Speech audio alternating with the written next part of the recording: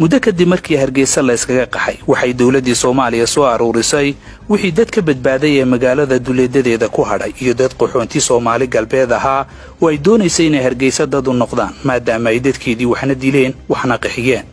waxa la isugu keenay goob fagaara ah waa barta iminka kaaruhu saaran yahay ee baar Hargeysa ku taalo waxa halkaas ugu qudbadeeyay General Siyaad Daawud oo kamid ahaa dhagar qabayaashii waxa uu dadka ku qanciyay dambigii dusha ka saaray Ilaahay isagoo sheegay in Hargeysa la dumiyo kumanaan qofna la dilo in Ilaahay sabab u ahaa isla markaasina loo baahan yahay in magaalada dib loo furo waa kan General Daawud oo dadka shacabka ku handadaya soo kabasho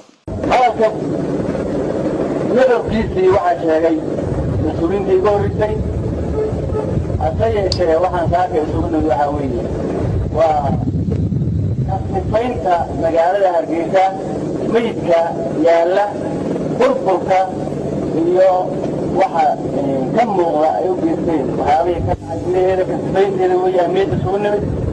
اليوم تبغى أباد وتسمونتين مرشدين مجالها اليوم هنا يشتغلوا أي كسر راتان حولي أمريكا أما هو المامونكها ويجيب كسر بقولوا نورين نورين ويا واحد ما أنت هكذا عطوني واحد الدوري هو شيء واحد عايز لكن مش مروي ومش مروي ده هي كلامي ساعي إلى الساعة دعوة ذاتك الظلم كنت انتهى الجسد من الجمهور أي أقرأ إلى صوت أنا كنت انتهى ما عاد أنا كنت انتهى سيانا كنت انتهى وحي الله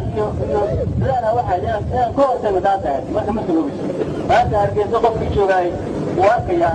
قطبك أطلبه ذاتك يا سيبكالي أو بابا إيه أو بابا ما تمرت مرحلة انت بلو صوير ليلو